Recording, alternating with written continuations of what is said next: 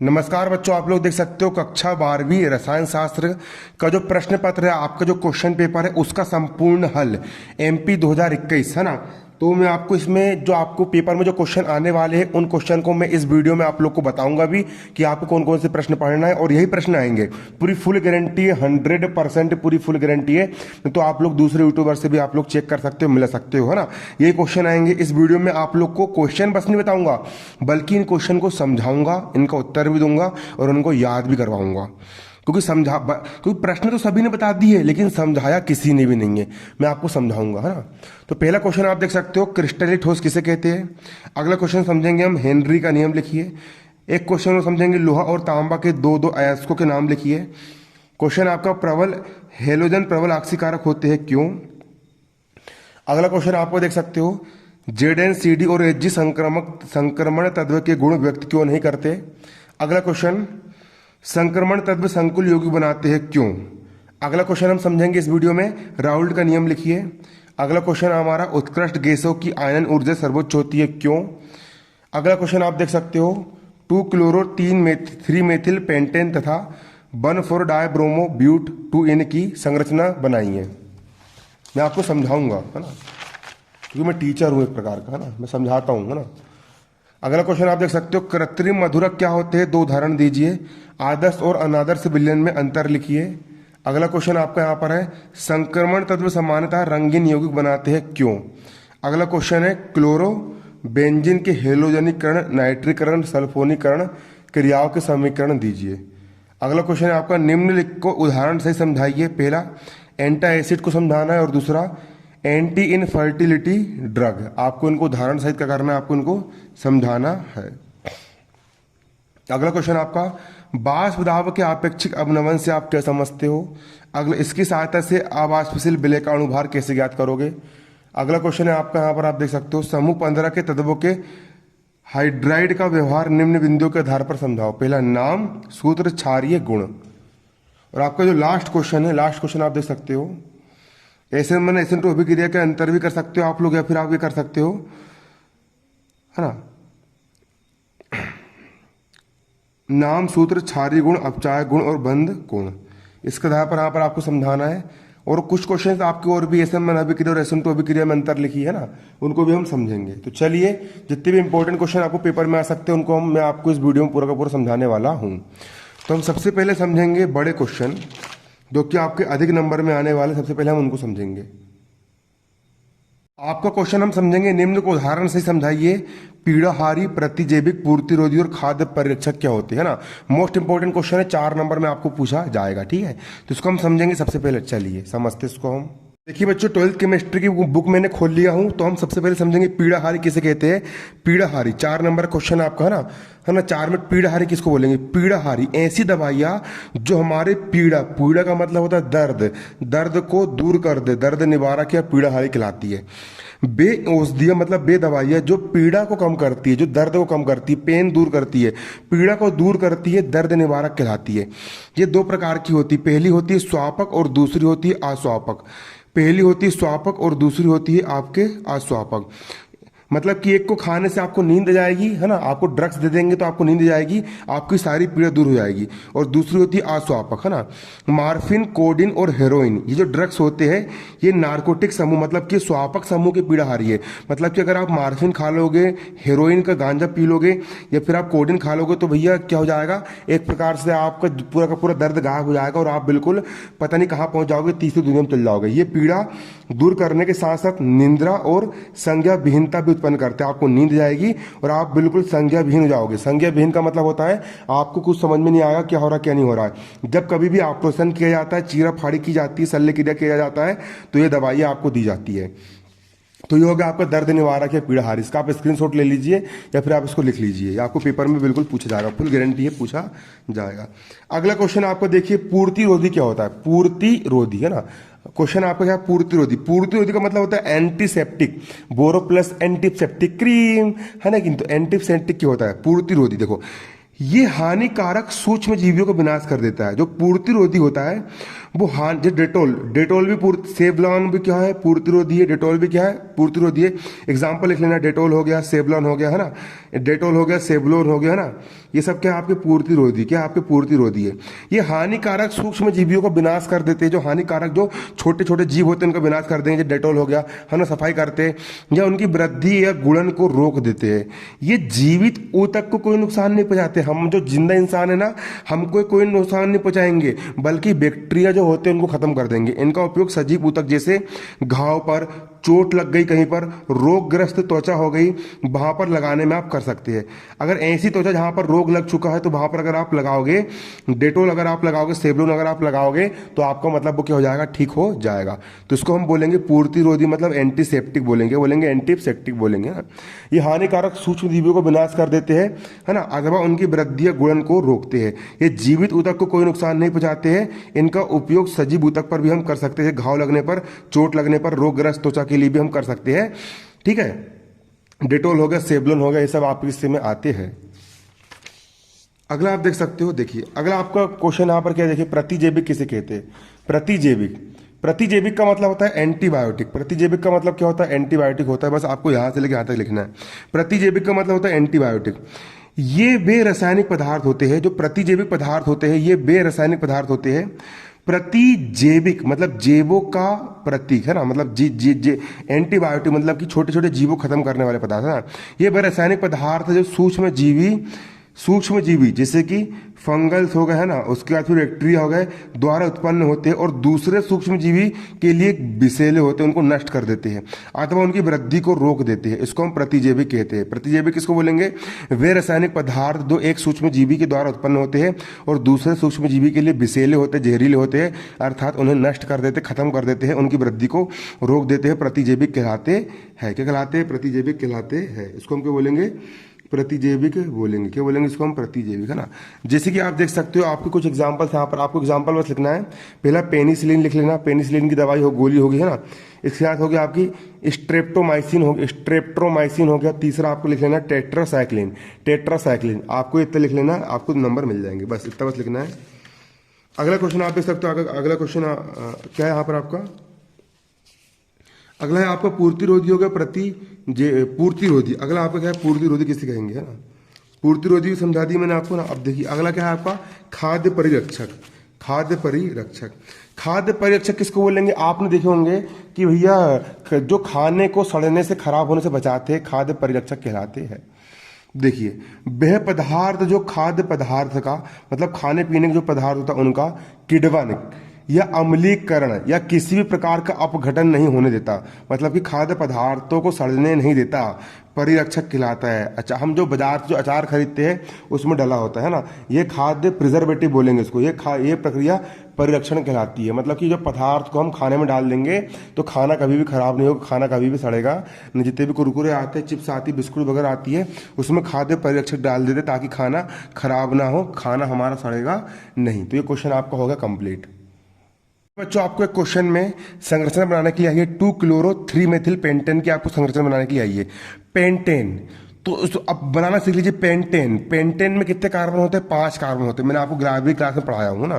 Pentane में कितने carbon होते हैं, 5 कार्बन होते हैं। तो यहाँ पर बना लेंगे हम 1 कार्बन, 2, 3, 4, 5 हो गए 5 कार्बन। अब 2 क्लोरो मतलब पहले नंबर कार्बन, दूसरे नंबर कार्बन पे कौन जुड़ा हुआ है, क्लोरो मतलब कि Cl जुड़ा हुआ है। और 3 मेथिल, पहला दूसरा तीसरे नंबर कार्बन पर मेथिल जुड़ा है ना, एथिल, है ना, मेथिल मतलब कि मेथिल CH3, ये हो गया आपका। एक कार्बन को मेथ पढ़ते, 2 को एथ पढ़ते हैं, 3 को प्रोप पढ़ते हैं, तो एक को पढ़ेंगे हम मेथिल, है ना। देखो 2 नंबर, पहले 2 नंबर पर आपका क्लोरो जुड़ गया, 2 क्लोरो हो गया, और 3 नंबर पर मेथिल, 1, 2, 3 नंबर पर आपका मेथिल जुड़ गया, और क्या यहाँ पर आपका पेंटेन, 1, 2, 3, 4, 5 कार्बन का बन गया आपका पेंटेन। अब एक यहाँ पर ये कितने बंद बनाता है, 4 बंद, यहाँ पर 1 बंद बन गया और 3 बंद बना लेगा 3 हाइड्रोजन से, 3 हाइड्रोजन, है ना। मतलब कि यहाँ पर हो जाएगा आपका CH3, यहाँ पर 1 बंद, 2 बंद, 3 बंद, ये चौथा बंद के लिए 1 हाइड्रोजन, 1, 2, 3, एक बच्चा, तो उसके लिए यहाँ पर लगा देंगे हम क्या, 1 हाइड्रोजन। यहाँ पर हो जाएगा 1, 2, यहाँ पर जाएगा आपका 2 हाइड्रोजन जाएंगे, मतलब कि H2, और यहाँ पर CH3, ठीक है, ये बन गया आपका CH3। 3। ये बन गई आपकी संरचना, किसकी बन गई है? 2 क्लोरो 3 मेथिल और 1 2 3 4 5, 5 को पढ़ते पेंट, पेंट का एन पेंटेन। ये बन गई आपकी संरचना, है ना। अगली संरचना आपकी किसकी बच्चों आप देख सकते हो ना, 1,4 die bromo butene. Butene butene butene butene में कितने कार्बन होते हैं? 4 कार्बन होते हैं, 1 2 3 4। और 2 नंबर के कार्बन पर क्या है? 2 नंबर कार्बन पर इन है, इन का मतलब डबल बॉन्ड है। 2 नंबर के कार्बन पहला, दूसरे नंबर कार्बन पर क्या है? डबल बॉन्ड है, मतलब ब्यूट टू इन है। यहां पर एक बॉन्ड, यहां पर एक बॉन्ड, है ना। अब 1,4 यहां पर आप देख सकते हो क्या लिखा है? 1,4 1,4 1,4 क्या है यहाँ पर आप देख सकते हो घूम रहा है मेरे कमरा के अंदर, इसको भगाना पड़ेगा, फड़फड़ा रहा है बिल्कुल, कीड़े मकोड़े जाते सब बाहर, पे देना पड़ेगा मादर चूस, हट। देखो ना, यहाँ पर आप देख सकते हो 1,4 डाई ब्रोमो। 1 मतलब कि 1 2, 1 नंबर पर भी क्या है आपका? ब्रोमो है, मतलब Br है। 1 2 3 4, 4 नंबर पर भी क्या है आपका? ब्रोमो है, मतलब Br है ना। देखो 1,4 डाई ब्रोमो, 1 नंबर कार्बन पर भी ब्रोमो, 2 नंबर पर कार्बन पर भी ब्रोमो, तो क्या पढ़ लेंगे? 1,4 2 ब्रोमो मतलब डाई ब्रोमो, है ना। ये हो गया आपका 1,4 डाई ब्रोमो ब्यूटीन। ब्यूट मतलब 4 कार्बन, 1 2 3 4 कार्बन, और 2 नंबर पर इन है, मतलब डबल बॉन्ड है ना। कार्बन बनाता है 4 बंद, 1 2, 2 बंद हो गए, 4 बच्चे हैं, तो 4 में से 2 होगा तो 2 के लिए यहाँ पर 2 हाइड्रोजन लगा देंगे। इसके 4 बंद 1 2 3 ही हुए, यहाँ पर एक हाइड्रोजन जोड़ दी हमने। इसके भी 1 2 3 ही हुए, एक हाइड्रोजन जोड़ दी यहाँ पर हमने। यहाँ पर 1 2, यहाँ पर हम जोड़ देंगे 2। ये बन गई आपकी संरचना, ठीक है। आपका 1 नंबर 2 नंबर आपके पक गए, 2 2 4 नंबर आप लोग के हो गए ना, ठीक है। ये क्वेश्चन भी आपको होगा कंप्लीट। बच्चों मैंने आपको फिर से अपनी केमिस्ट्री बुक में लेकर के आ गया हूँ। क्यों लेकर के आ गया हूँ? क्योंकि हमारा क्वेश्चन क्या है? SN1 अभिक्रिया और SN2 अभिक्रियाओं में अंतर लिखिए, है ना। ये हमको आया है ना, 4 अंतर लिखने के लिए आपको आया है। तो देखिए SN1 अभिक्रिया हम किसको बोलेंगे? ये बहुत डिटेल्ड में आपको समझाना पड़ेगा। मैंने ना अपने इसी चैनल पर मैंने एक वीडियो बना करके आपको समझाया भी हूँ, तो आप उसको समझ भी सकते हो ना। SN1 अभिक्रिया हम किसको बोलेंगे? देखिए SN1 अभिक्रिया, इनका SN1 जो अभिक्रिया होती है वो एक ही पद में एक ही पद में खत्म हो जाएगी, मतलब कि एक ही पद में खत्म हो जाएगी। और SN2 अभिक्रिया मतलब कि 2 पद होते हैं। कितने पद होते हैं? सॉरी, SN1 अभिक्रिया समझ लीजिए ना, देखिए ना, SN1 अभिक्रिया, इनका जो वेग होता है, SN1 अभिक्रिया का जो वेग होता है क्रियाधार की सांद्रता पर निर्भर करता है। क्रिया कारक की सांद्रता पर निर्भर करता है, ठीक है। क्रिया कारक की सांद्रता पर निर्भर करता है। क्रिया कारक मतलब कि आप जिन 2 पदार्थों को लेकर क्रिया करवा रहे हो उनकी सांद्रता यानी उनकी मात्रा पर डिपेंड करता है। अगर ज्यादा क्रिया कारक की मात्रा ज्यादा होगी तो अभिक्रिया का वेग बढ़ जाएगा और मतलब खटाक से संपन्न हो जाएगी, और क्रिया कारक की मात्रा कम रहेगी तो अभिक्रिया लेट घटित होगी। तो SN1 अभिक्रिया क्या होती है? इनका वेग, इनकी जो स्पीड होती है, इनका जो वेग होता है केवल क्रिया कारक की सांद्रता पर निर्भर करता है।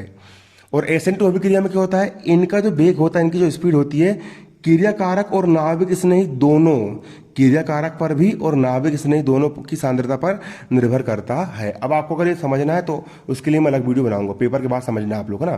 तिमाही परीक्षा के बाद पूरी केमिस्ट्री पढ़ा दूंगा मैं, पूरी केमिस्ट्री, है ना, पूरी केमिस्ट्री पढ़ा दूंगा। केमिस्ट्री का टॉपर रह चुका हूँ, आप लोग को पूरी केमिस्ट्री समझा दूंगा ना।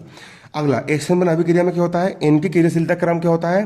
तृतीयक, फिर द्वितीयक, फिर प्राथमिक, फिर CH3X होता है इनकी क्रियाशीलता का क्रम। इसमें क्या लिखोगे? इनकी क्रियाशीलता क्रम क्या होता है?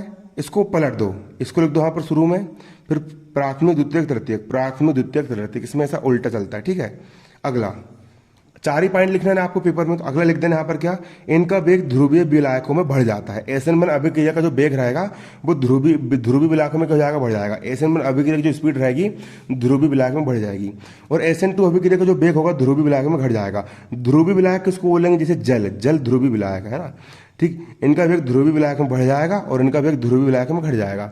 SN1 अभिक्रिया जो होती है 2 पदों में संपन्न होती है, और SN2 अभिक्रिया आपकी एक ही पद में क्या होती है? संपन्न होती है। अगले लिख देना SN1 अभिक्रिया तीव्र वेग से संपन्न होती है और SN2 अभिक्रिया मंद गति से संपन्न होती है। इतना आपको लिख देना है, आपको नंबर मिल जाएंगे, ठीक है। नमस्कार बच्चों, आप देख सकते हो हमारा क्वेश्चन है अंतर हेलोजन यौगिक किसे कहते हैं? प्रत्येक का एक उदाहरण दीजिए, ठीक है। तो इसको मैं आपको इस वीडियो में समझाने वाला हूँ। आप यहाँ पर देख सकते हो अंतर हेलोजन यौगिक किसे कहते हैं, प्रत्येक का एक उदाहरण दीजिए।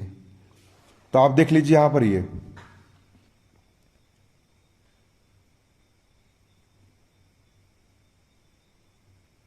देखिए अंतर हेलोजन यौगिक क्या होते हैं आप समझ लोगे, है ना। यहाँ पर केमिस्ट्री बुक में हम यहाँ पर आ चुके हैं ना। अंतर हेलोजन यौगिक क्या होते हैं ये समझ लीजिए ना। देखिए अंतर हेलोजन यौगिक, है ना। अंतर हेलोजन यौगिक या अंतर हेलोजन यौगिक, है ना। हेलोजन परस्पर एक दूसरे से संयोग करके कई प्रकार के यौगिक बनाते हैं। जो हेलोजन जो होते हैं, हेलोजन हम किसको बोलते हैं, समूह 17 के तत्व आपके हेलोजन कहलाते हैं। समूह 17 मतलब कौन से तत्व, जे वाले तत्व आपके हेलोजन कहलाते हैं। Fluorine, chlorine, bromine, iodine, astatine, ठीक है।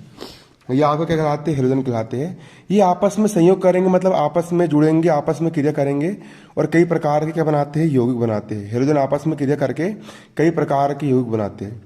जब दो भिन्न हेलोजन आपस में संयोग कर से संयोजक यौगिक बनाते हैं। जब दो भिन्न भिन्न प्रकार के हेलोजन, जब दो अलग अलग प्रकार के हेलोजन आपस में संयोग करके, जब दो भिन्न प्रकार के हेलोजन आपस में संयोग करके सह संयोजक यौगिक बनाते हैं। क्या बनाते हैं, सह संयोजक यौगिक बनाते हैं। तो इस प्रकार के यौगिक को अंतरा हेलोजन यौगिक कहते हैं। जब दो प्रकार के हेलोजन, है ना, देखो ये भी हेलोजन, जब दो प्रकार के हेलोजन आपस में संयोग करके दो या दो से अधिक प्रकार के यौगिक बनाते हैं। जब दो हेलोजन आपस में संयोग करके दो या दो से अधिक प्रकार के बनाते हैं, यौगिक बनाते हैं। यहाँ पर ये लिखा हुआ है, यहाँ पर आप देख सकते हो, जब दो या दो से अधिक प्रकार, है ना, दो या, है ना, से जब दो या दो भिन्न हेलोजन आपस में संयोग करके, जब दो भिन्न हेलोजन आपस में संयोग करके क्या करते हैं, हेलोजन संयोग करके से संयोजक यौगिक बनाते हैं। तो इस प्रकार के यौगिक को अंतरा हेलोजन यौगिक कहते हैं। ये या तो द्विअंगी यौगिक होते हैं, मतलब कि दो अंग वाले होते हैं, या दो हेलोजन के संयोग से बनते हैं। अथवा त्रिअंगी भी हो सकते हैं, अथवा जो त्रिअंगी हो सकते हैं, जो कि तीन हेलोजन के संयोग से बनते हैं। अब इसका आपको उदाहरण देना, तो आप उदाहरण यहाँ पर ये लिख सकते हो। देखिए यहाँ पर पूरा आपकी सारणी बनी हुई है। सबसे पहले देखो, एक हेलोजन एक्स और वाई वाला, पहला ClF हो गया। ClF का मतलब क्या होता है, Cl मतलब क्लोरीन, और दूसरा हो गया आपका फ्लोरीन। तो उसको पढ़ेंगे क्लोरीन फ्लोराइड। अगला हो गया तुम्हारा BrF, ब्रोमीन, F यानी फ्लोराइड। अगला हो गया तुम्हारा BrCl, ब्रोमीन, है ना, ब्रोमीन क्लोराइड, है ना। ये क्लोरीन फ्लोराइड कैसा होता है, गैस है एक प्रकार की और रंगहीन गैस होती है। इससे गलनांक होता है 119 और क्वथनांक होता है इसका 163। उसी प्रकार जो BrF होता है, ब्रोमीन फ्लोराइड, ठीक है, ये आप याद कर लीजिए। आपका द्विअंगी का हो गया। अगला यहाँ पर आप देख सकते हो, आपका कितने अंग वाला हो गया, ये भी आपका है। अगला हो गया आपका प्रकार क्या है, आपका XY3 वाला, ClF3। Cl को पढ़ेंगे क्लोरीन, 3 को पढ़ेंगे ट्राई, F को पढ़ेंगे फ्लोराइड। अगला लिख लीजिएगा BrF3। Br का मतलब हो जाएगा ब्रोमीन, 3 का मतलब हो जाएगा ट्राई, और F का मतलब हो जाएगा फ्लोराइड। अगला हो जाएगा आपका यहाँ पर ICl3। I का मतलब हो जाएगा आयोडीन, Cl मतलब 3 मतलब ट्राई, और Cl मतलब क्लोराइड। अगला आप लिख लीजिए XY5 वाले में लिख लीजिए Cl5, है ना। Cl का मतलब क्लोरीन, 5 यानी पेंटा, F यानी फ्लोराइड। अगला BrF5, Br का मतलब ब्रोमीन, 5 यानी पेंटा, F यानी फ्लोराइड। आप इसको याद कर लीजिए इस प्रकार से, ना। तो आपका क्वेश्चन यहाँ पर हो गया तैयार। बच्चों यहाँ पर आपका अगला क्वेश्चन क्या है, आपका अगला क्वेश्चन है, वाष्प दाब के आपेक्षिक अवनमन से आप क्या समझते हो, और वाष्प दाब के आपेक्षिक अवनमन की सहायता से अवाष्पशील विलेय का अणुभार कैसे ज्ञात किया जाता है। ठीक है, वाष्प दाब के आपेक्षिक अवनमन से आप क्या समझते हो। पहला क्वेश्चन क्या है आपका, वाष्प दाब का आपेक्षिक अवनमन से आप क्या समझते हो। ठीक है, वाष्प दाब के आपेक्षिक अवनमन से आप क्या समझते हो, और इसकी सहायता से अवाष्पशील विलेय का अणुभार कैसे ज्ञात करते हैं, इसको हम समझेंगे। तो देखिए बच्चों, वाष्प दाब के आपेक्षिक अवनमन की परिभाषा आपकी ये लिखी हुई है, यहां से लेकर के आपकी यहां तक आपकी लिखी हुई है। किसी निश्चित ताप पर, मतलब किसी फिक्स्ड टेम्परेचर पर, तापमान कैसा है, आपका जो टेम्परेचर है वो कैसा है, निश्चित है। निश्चित है का मतलब वहां पर है फिक्स्ड है, कैसा है, फिक्स्ड है। निश्चित तापमान पर मतलब तापमान कैसा है, टेम्परेचर कैसा है, आपको फिक्स्ड है। किसी निश्चित तापमान पर अवाष्पशील विलेय मतलब कि आपने विलेय जिसको हम घोलते हैं, आपने शक्कर को घोल दी तो शक्कर हो गया विलेय, जिसको आप घोलते हैं उसको हम बोलेंगे विलेय। ऐसा विलेय हमने पानी में घोल दिए जो कि अवाष्पशील मतलब कि भाप बन के नहीं उड़ता है ना, युक्त किसी विलयन का आपेक्षिक बाष्प दाब, आपेक्षिक बाष्प दाब ना, आपेक्षिक बाष्प दाब है ना, विलयन में विलेय के मोल अंश के बराबर होता है, विलयन में विलेय के मोल अंश के बराबर होता है। आपको यहाँ पर इतना लिख देना है। अब डिटेल्ड में समझाऊंगा तो समझाने में कम से कम मुझे 45 मिनट आपको लगेगा, क्योंकि राउल्ट के नियम से परिभाषा निकल करके आई है। लेकिन पेपर आपका अभी आपका पेपर जल्द पास में है ना, तो पूरा मैं समझा नहीं सकता हूँ, इसलिए आप इसको इतना रट्टा मार लो, ठीक है। पूरा समझाऊंगा, टाइम लग जाएगा ना। अब यहाँ पर आप समझ लीजिए अगला क्वेश्चन इसी का है ना। अब आपको एक क्वेश्चन यहाँ पर और क्या आप देख सकते हो, इसी के साथ जुड़ा हुआ है कि बाष्प दाब अवनमन की सहायता से विलेय का अणुभार ज्ञात कीजिए, है ना। तो बहुत सरल है ये, एक बार में समझ में जाएगा, आपके 4 नंबर बिल्कुल पक गए, है ना।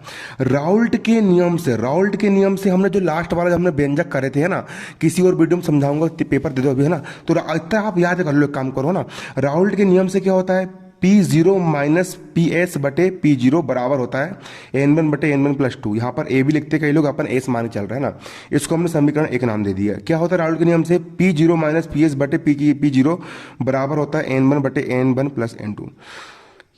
यदि W1 ग्राम विलेय को, विलेय मतलब हम जिसको घोलते, शक्कर को घोल रहे, शक्कर होगा विलेय, और विलायक मतलब जिसमें घोला जाता है, मतलब पानी में घोल रहा तो पानी होगा विलायक। यदि हमने W1 ग्राम विलेय को W2 ग्राम विलायक में घोले और विलेय और विलायक के अणुभार, जो विलेय है, विलेय का अणुभार कितना है, M1 है, और विलायक का अणुभार क्या है, आपका M2 है। तो मोल, तो विलेय का मोल बराबर क्या होता है, मोल बराबर होता है, मोल की सूत्र होता है भार बटे अणुभार, है ना। अब पूरा डिटेल में समझाना पड़ेगा बच्चों, और अभी आप इसको याद बस कर लो ना। तो विलेय का मोल क्या होता है, मोल बराबर होता है भार बटे अणुभार। भार कितना है, विलेय का भार है W1, भार रख दी W1 बटे भार बटे अणुभार, अणुभार कितना है विलेय का अणुभार है M1, ये हो गया आपका M1। तो मोल N आपका मोल है, मोलों की संख्या N1 बराबर हो जाएगा W1 बटे M1। और विलायक के मोल को हम N2 से प्रकट करेंगे, N2 बराबर मोल बराबर होता है भार बटे अणुभार। भार कितना है आपका, विलायक का भार आपका W2 है, तो W2 रख दिए बटे अणुभार, विलायक का अणुभार आपका कितना है M2 है। अब N1 का मान आ गया W1 बटे M1 और N2 का मान आ गया W1 बटे M2। तो इस समीकरण एक में हम N1 का मान कितना रख देंगे, N1 का मान हम रख देंगे W1 बटे M1 और N2 का मान रख देंगे W2 बटे M2, ये हम मान रख देंगे ना, ठीक है। तो इन मानों को हम समीकरण एक में प्रतिस्थापित कर देंगे। समीकरण एक से P0 माइनस PS का हो गया P0 माइनस PS, बटा का हो गया बटा, P0 का हो गया P0, बराबर का हो गया बराबर। अब N1 का मान कितना है, N1 का मान है आपका W1 बटे M1, N1 का मान रख दिया मैंने W1 बटे M1, बटा का हो गया बटा। N1 का मान कितना है, N1 का मान है W1 बटे M1, N1 का मान रख दिया W1 बटे M1, प्लस का हो गया प्लस। N2 का मान कितना है, N2 का मान है W2 बटे M2, तो N2 का मान कितना रख दिया मैंने, W2 बटे M2 रख दिया। अब इसके बाद अब आप इसको हमने समीकरण 2 नाम दे दिए, इसको हमने क्या नाम दे दिए, इसको हमने समीकरण 2 नाम दे दिए, ठीक है। तनु विलयन के लिए हम N1 को N2 की तुलना में नगण्य मान सकते हैं ना। अगर तनु विलयन है, बहुत पतला विलयन है, तो पतले विलयन में क्या होगा, आपका जो विलय होगा वो घुलेगा ही नहीं। तो विलय नहीं घुलेगा मतलब उस विलय के मोल की संख्या N1 को हम नगण्य मान लेंगे, N1 को हम नगण्य मान लेंगे, मतलब N1 का मान हम 0 रख देंगे, इसका मान 0 रख दिए, मतलब ये मान आपका पूरा 0 हो गया। अगर ये आपका 0 हो गया तो सिर्फ कितना बचा आपका, इसको हम 0 लिख देंगे, तो आपका सिर्फ W1 बटे M1 बटे W2 बटे M2 बचेगा। ये तो आपका 0 होकर हट गया, तो W1 बटे M1 बटे W2 बटे M2 आपका बचा, बराबर का हो गया बराबर, P0 माइनस PS का हो गया P0 माइनस PS, बटा का हो गया बटा, और P0 का हो गया आपका P0। इसके बाद देखिए ये आपका जैसे का वैसा बराबर का बराबर, देखो अब W1 के बटे में M1 है, तो W1 के बटे में हो गया M1 हो गया। अब W2 के बटे में M2, तो भाग उलट गुणा हो जाएगा, क्या हो जाएगा, भाग उलट गुणा हो जाएगा।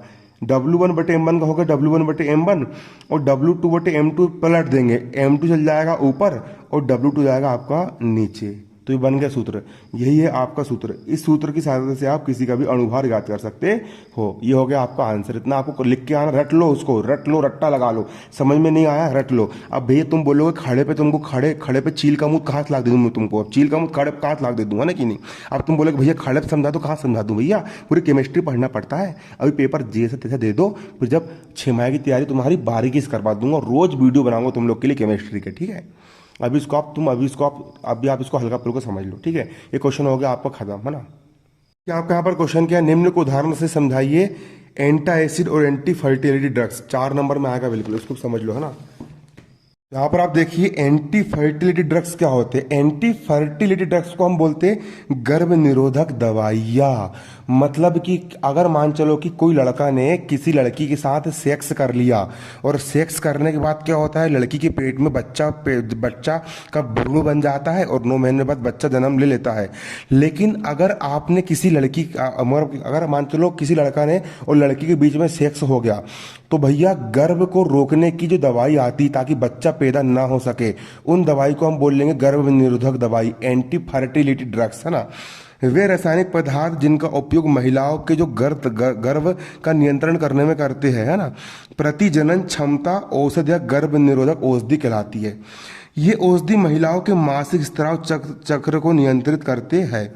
और इन सभी में ऐसे पदार्थ होते हैं जो महिला के सेक्स हार्मोन से संबंधित होते हैं, जिनमें एक स्टाइराइड चक्र होता है। अब इसका मतलब ये नहीं कि तुम भैया अच्छा बिल्कुल गोली खाते जाओ और ये काम करते जाओ, कि इसका दुष्प्रभाव जो पड़ता है कि अगर ज़्यादा तुम ये वाली गोली खाओगे ना, तो तुम लोग को फिर बाद में बच्चा पैदा होने में बहुत दिक्कत जाएगी, है ना, ठीक है, खासकर महिलाओं को, ठीक है, ऐसा रहता है, ठीक है। तो ये गर्भ निरोधक आपकी दवाई होती है, ठीक है, ये दुकानों में मिल जाएगी, आप मेडिकल में जाके आप खरीद सकते हो, है ना। और गर्भ निरोधक एक और चीज़ होता है आपका क्या, वो होता है आप खरीद के सेफ्टी का इस्तेमाल करोगे तो फिर गोली की जरूरत नहीं पड़ेगी। अगला होता है आपका प्रति अम्ल। प्रति अम्ल का मतलब होता है एंटा एसिड। प्रति अम्ल का मतलब क्या होता है, एंटा एसिड। अब प्रति अम्ल क्या होता है, कई बार हम ज़्यादा चर लेते हैं, गले तक खा लेते हैं और खाने के बाद हमारा पेट खराब हो जाता है और हमारे पेट में ज़्यादा अम्ल निकल जाता है और एसिडिटी बढ़ जाती है। तो उस अम्ल को कम करने के लिए प्रति अम्ल की जो एंटी एसिड दवाई आती है ना, ताकि वो हमारे अमाशय में जलन को कम कर सके, उसको हम बोलेंगे प्रति अम्ल। देखिए ना, ये वे रासायनिक पदार्थ होते हैं जो अमाशय में उत्पन्न हुए अम्ल के आधिक्य को उदासीन कर देते हैं, है ना, और द्रव का पीएच मान स्तर पर ले जाते हैं। अमाशय में अम्ल का अत्यधिक उत्पादन पीड़ा देता, हमको दर्द होता है ना, गंभीर अवस्था में अमाशय में घाव भी हो जाते हैं, ठीक है, ठीक है। अम्लीय पेट की बीमारी, तो इसके लिए ये होता है, तो आप लिख देना, इसको हम बोलेंगे प्रति अम्ल, ठीक है।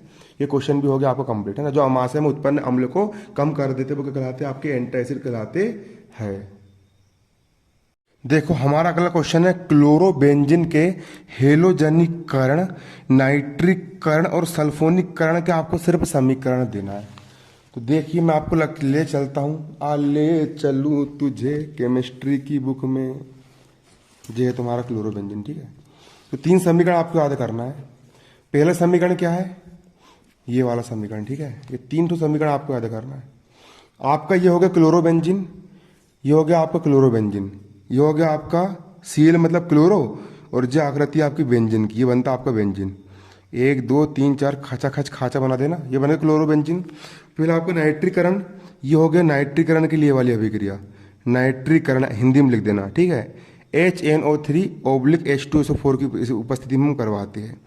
तो कुछ नहीं होगा, अब डिटेल में समझाऊंगा तो भैया लफड़ा बन जाएगा, समय लग जाएगा। तुम सिर्फ इतना समझ लो, नाइट्रीकरण में यहाँ पर एक पुच्ची बना देना NO2 की, और एक बार NO2 की पुच्ची नीचे बना देना NO2 की, है ना। ये हो गया तुम्हारा नाइट्रीकरण, 1 नंबर पक गया तुम्हारा, 2 नंबर पक गए, है ना। फिर क्लोरोबेंजीन है, इसका ये हो गया तुम्हारा हेलोजनीकरण है। हेलोजनीकरण में हेलोजन Cl2 से क्रिया करवा देना, एक पुच्ची जा बाजू बना दो और एक पुच्ची या कि साइड नीचे बाजू निकाल दियो, है ना। अब डिटेल में नहीं समझा पाऊंगा मैं इतने कम समय में ना। अगला जो होगा तुम्हारा क्लोरोबेंजीन, इसका करवाना सल्फोनीकरण, H2SO4 सल्फ्यूरिक अम्ल से क्रिया, ना। तो एक बार यहाँ बना दो पुच्ची SO3H की और धन करके जैसो को बेसो, और एक बार पुच्ची जा निकाल दो SO3H वाली, जो होगा तुम्हारा सल्फोनीकरण। ये 3 बना लेने, इसको रट लेने, बिल्कुल पेपर में आ जाए, बिल्कुल, है ना, पास हो जाए कम से कम।